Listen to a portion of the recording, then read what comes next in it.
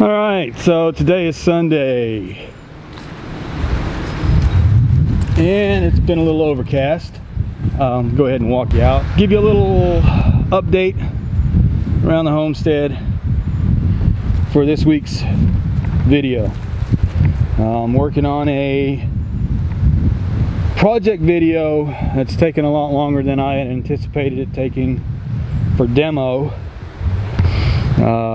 Like everything here though, seems to be the way it goes. Let's go ahead, we'll start out here, walk around. We've got Pork Chop laying down. She's enjoying the cooler weather. They haven't gotten back out. Don't touch the fence. You know. Last time I shut the fence off, she had the bright idea of climbing through it, which surprised me, but it happened. She had pushed Wilma out, which Wilma's over there coming out of her little house. She pushed Wilma out of the fencing, which was why that fence was stretched across the center there. We'll have to put some peg panels up, get this more secured to let them be together, because Pork Chop doesn't like having neighbors and doesn't like having visitors unless it's, well, a human visitor. So she's going over right now to let Wilma know. And I've got the fencing hot, so if she touches it, she's going to know it. Anyhow, Pork Chop's doing good. Wilma's doing good. They're separated because they don't get along. Wilma would like to get along with Pork Chop, I'm sure, because that's what it kind of looks like. Although I think she tries to aggravate Pork Chop at times. Yeah, I know. It's not feeding time yet, girl. Couple hours left for dinner, and we'll have dinner out. Surprisingly, the feed costs have gone up. Well, not surprisingly, I guess, because we do have 2 pigs now, but it's gone up more than I had anticipated. Without having table scraps that, 2 people don't really have much for table scraps. When you're just cooking for 2, it doesn't really give you a whole lot of extra leftovers, especially if you like to eat the food that is made. But I come out here twice a day without fail, spend some time with both Pork Chop and Wilma, talking to them, and kind of keeping them entertained a bit here and there. Maybe one day I'll do a video of that. It's really not a whole lot. We just talk, and they do a lot of listening and grunting. But anyhow, that is what it is. The houses that we built for them seem to be holding up real good. Still haven't gotten the metal roofing on Wilma's, but I'll get that done here at some point once they're all painted up. Pork Chop will have to paint hers on her house. We're working on all that. If we could ever get a day where, as you can tell, see if I've got the, it's a bit windy today. Flags are going on and off.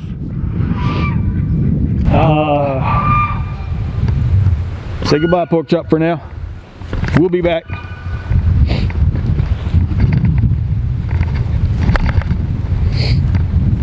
I've had to recover our dirt and our cedar wood chips that we use in here to keep their aroma down.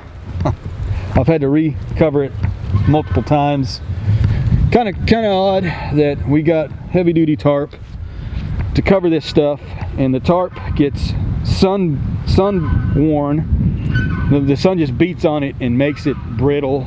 It As you can tell, it's two different colors, maybe you could tell. The back end is a different color than the front end is for some reason, and it ripped like crazy the last time that the wind took it.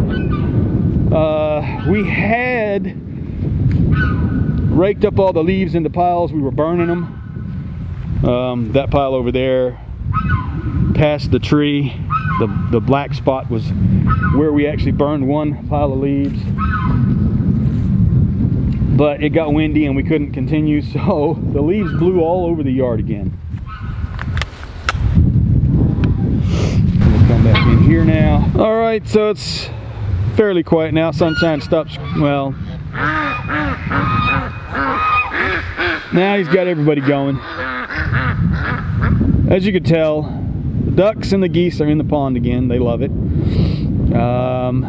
I'll go ahead and I'll walk down to the pond and show you guys a little up close.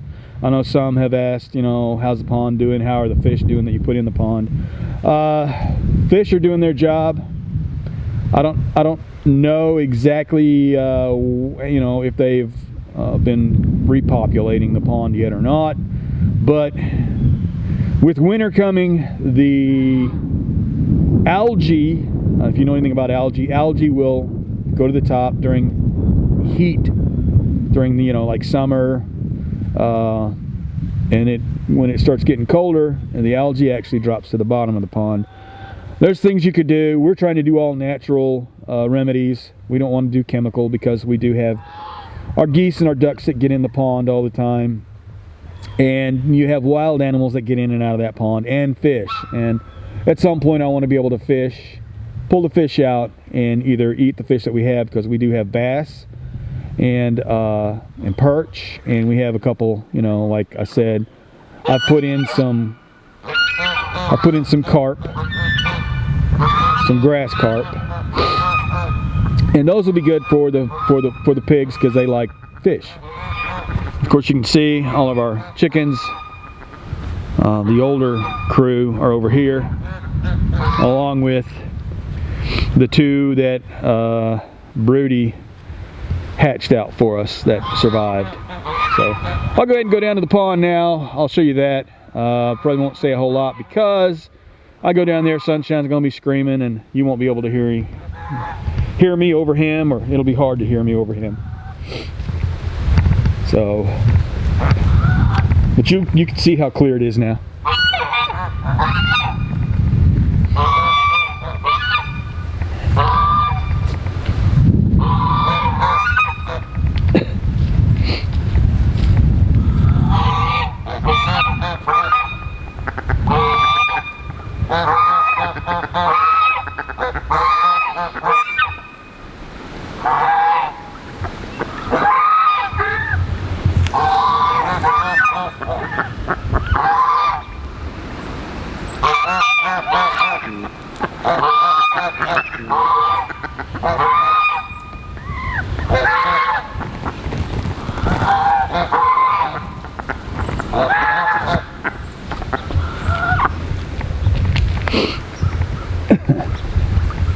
We've had the vegetation has gone down,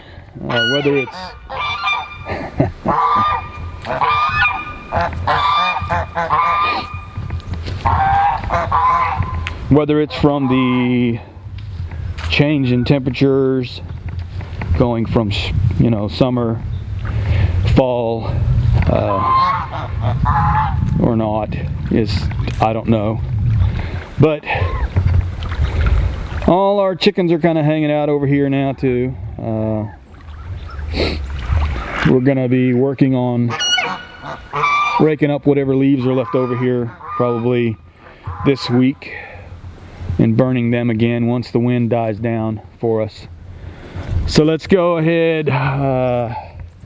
The coop has been staying dry. Again, with the wind and the weather, we haven't had a chance to paint any more of our panels to go back, but it stays dry in here now, and it's a lot warmer because of what I've done with the roof. I cleaned it up a little bit today. We've got them a dust bath over here, and I'll probably put this inside, but haven't really done much with that yet. So let's go ahead and we'll go check on the new crew now.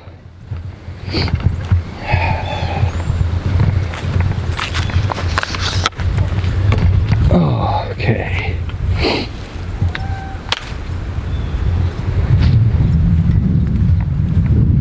Come over here.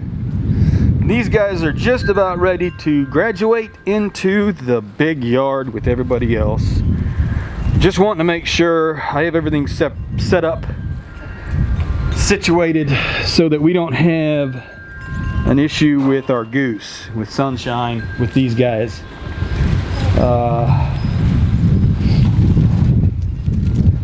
Broody is in here with these birds because she's still on the mend from when Sunshine attacked her.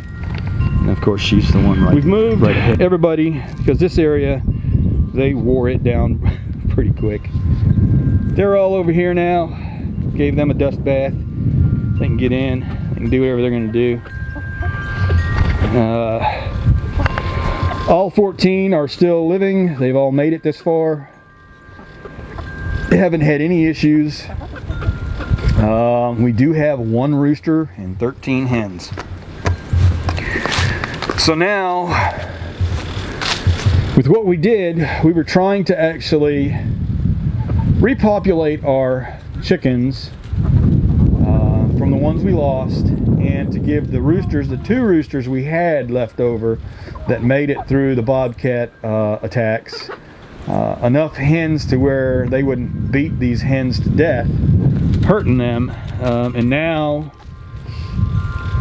we've gone from 2 roosters to 4. We're going to keep him for sure because he's a pretty neat looking rooster. Once he gets big enough, he should be a handsome fella, I guess you'd call it. But this little coop has worked out pretty good. The way we set it, and of course I've got the light off now, but the way we've been setting it up, I wanted to make sure that the wind wouldn't bring the rain in, you know, so I set it up kind of southeast. Rain typically comes in from the west, but we've had some pretty windy days, so we've had rain coming in and out all over the place, so they were getting wet. So we bought a tarp and we put a tarp over it to keep them completely dried. And anyhow, like I said, they're getting ready to graduate and go to the big yard with everybody else. We're going to incorporate all of them.